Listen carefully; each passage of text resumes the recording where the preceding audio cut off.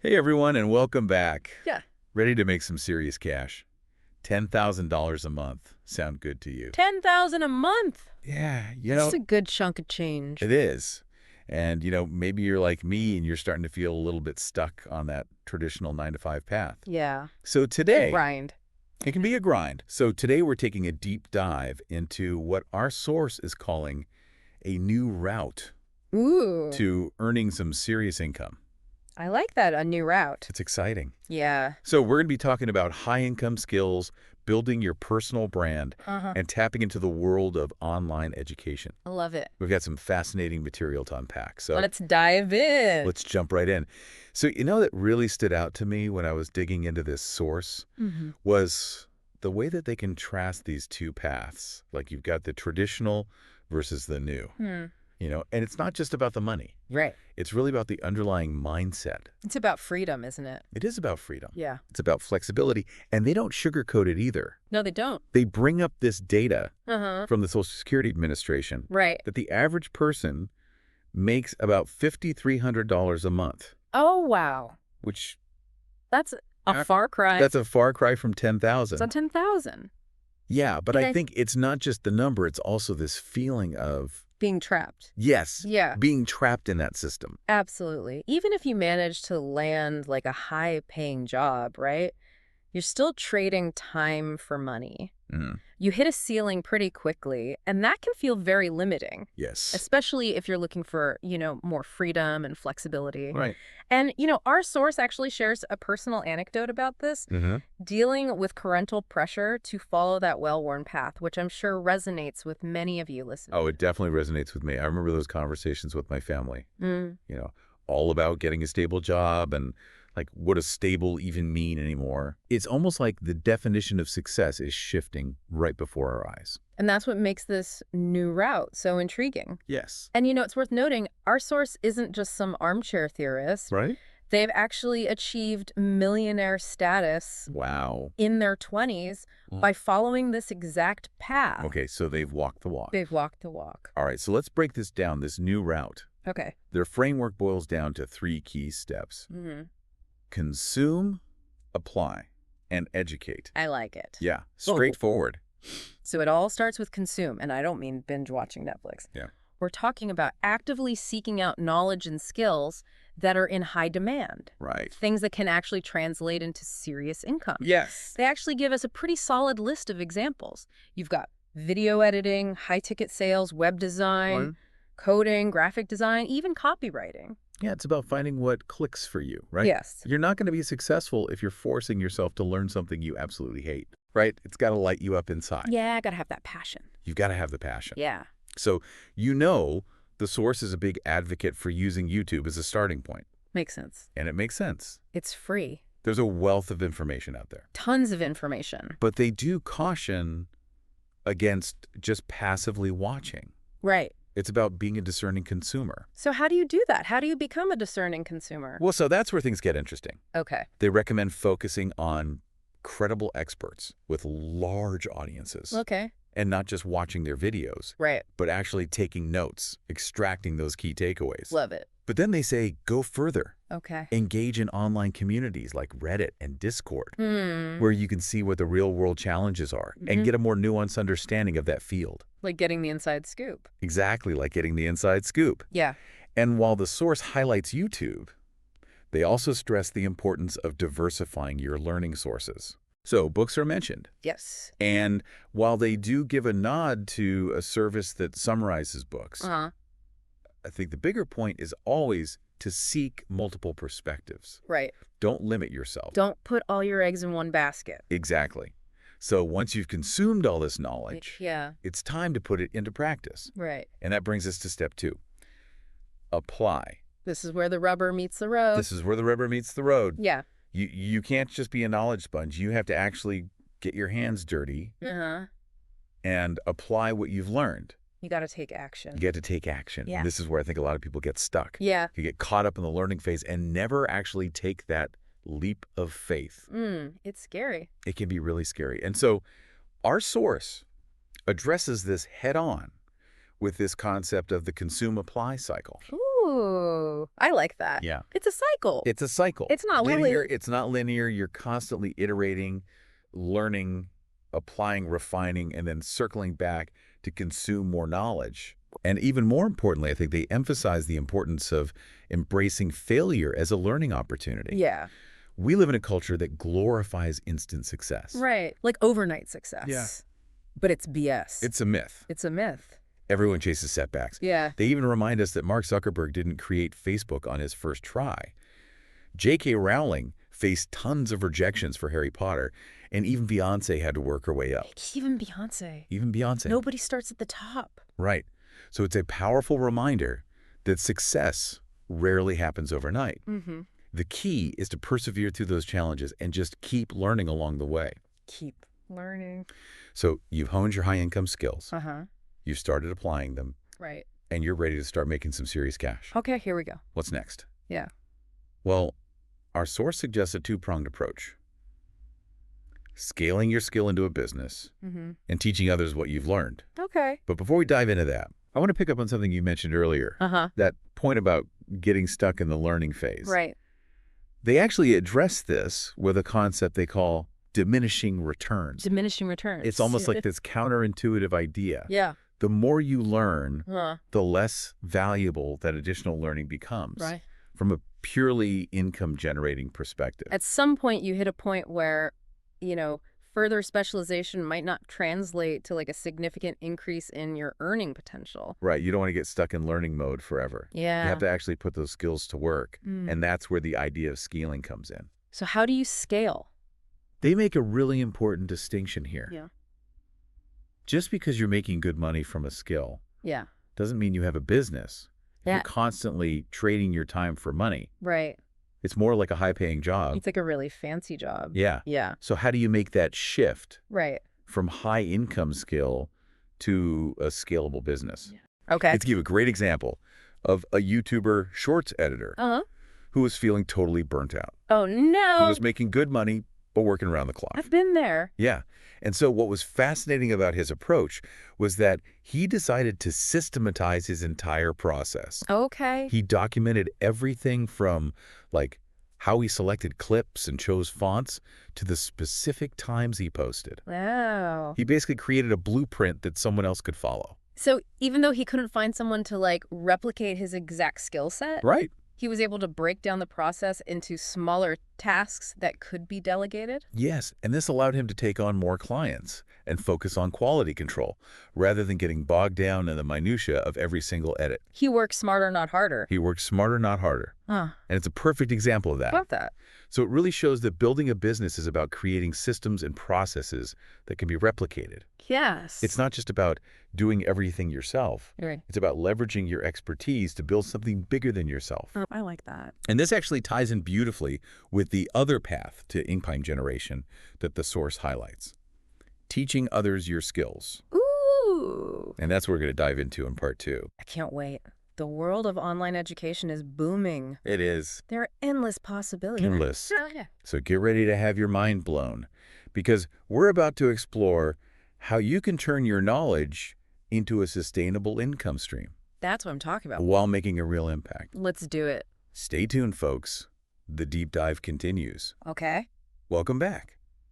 All right, so we've explored those first 2 steps, consume and apply, but now it's time to level up. Level up. We're talking about the educate phase, where you package your expertise and share it with the world, Okay. which sounds kind of daunting. Yeah, it can be a little scary. But our source argues it's one of the most powerful ways to build a sustainable income stream.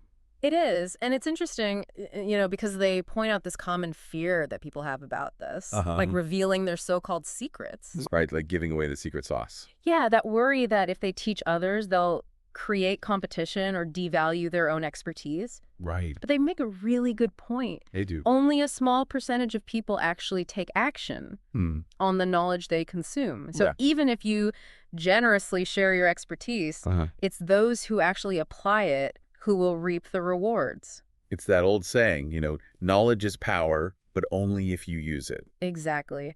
And they also point out that if you don't teach others, someone else will. Oh, that's true. The information is out there, so why not position Mm. yourself as a trusted guide and mentor? Right. So in a world of information overload, having a trusted source to curate and distill that knowledge Right. is incredibly valuable. Yes.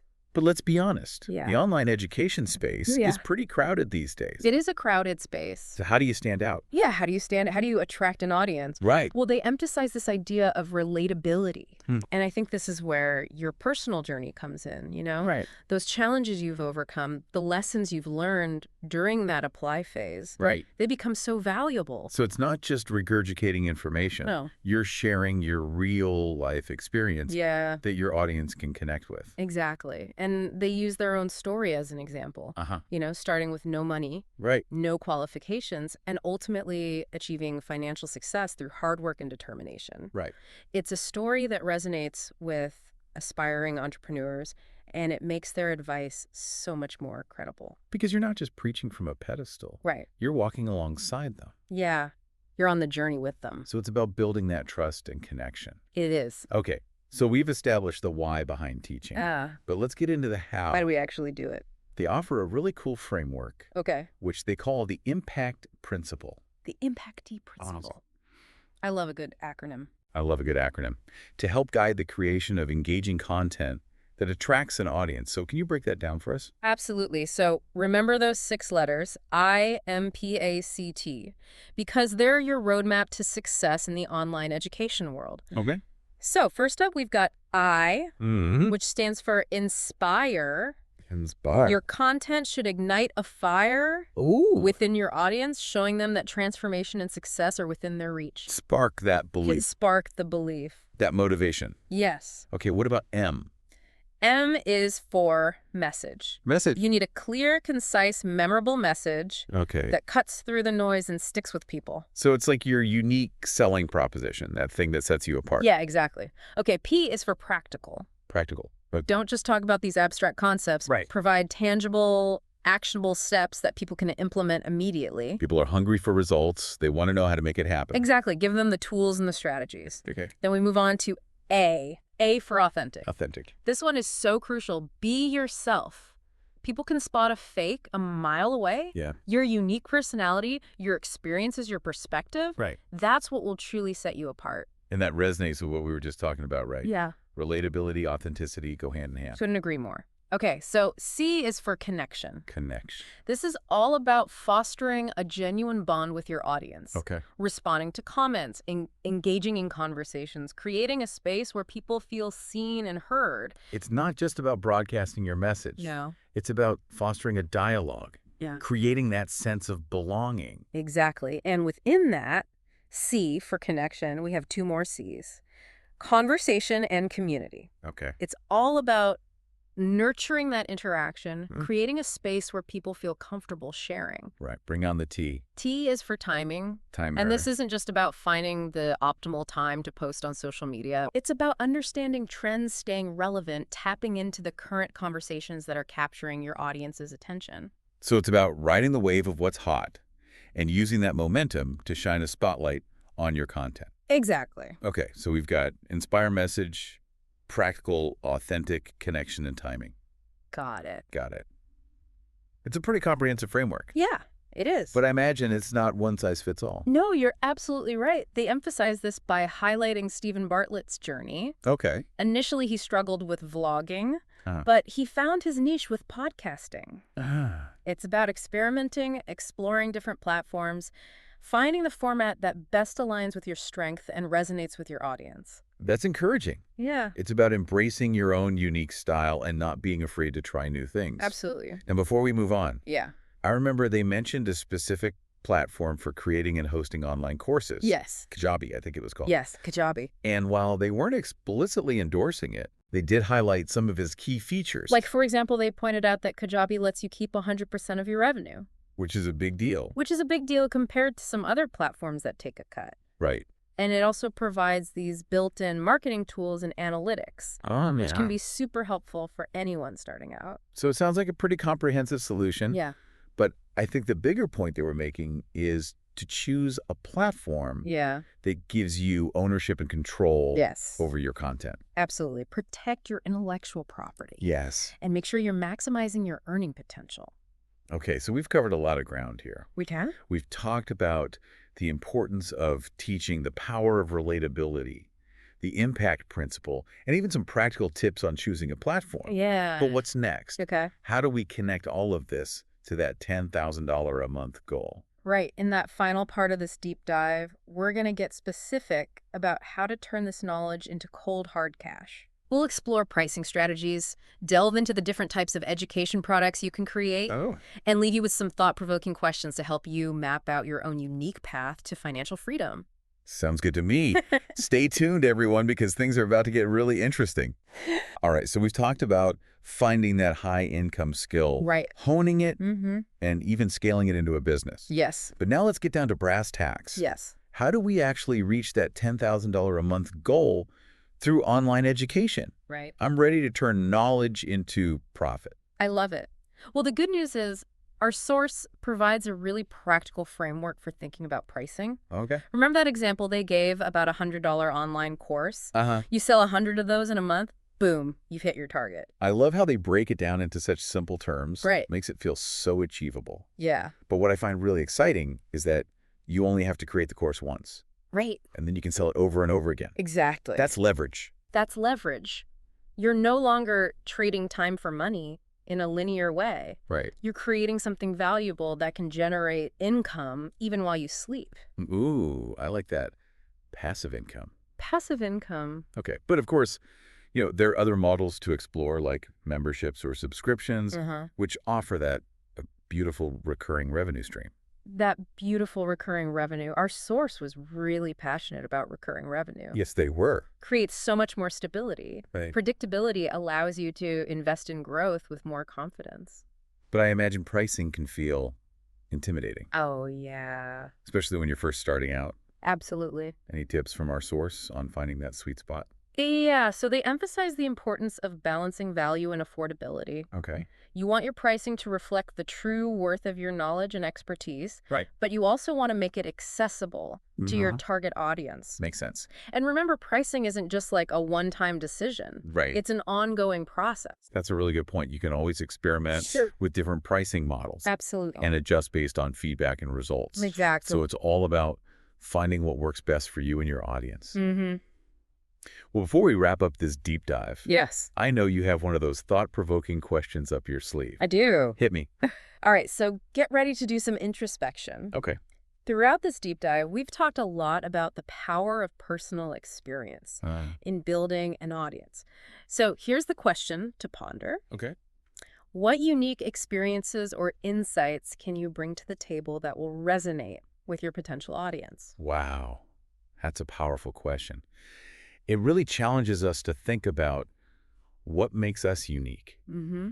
and how we can leverage those experiences to create something truly valuable. Yeah, what stories, Right. challenges, or triumphs can you share that will make people feel seen and understood? Yeah, what makes your perspective unique? Exactly. And remember, you don't need to be the world's leading expert. Right. To teach, you just need to be a few steps ahead of your audience and passionate about sharing what you've learned. That's so encouraging. Yeah. It's not about being perfect or having all the answers. It's about being willing to share your journey Mm-hmm.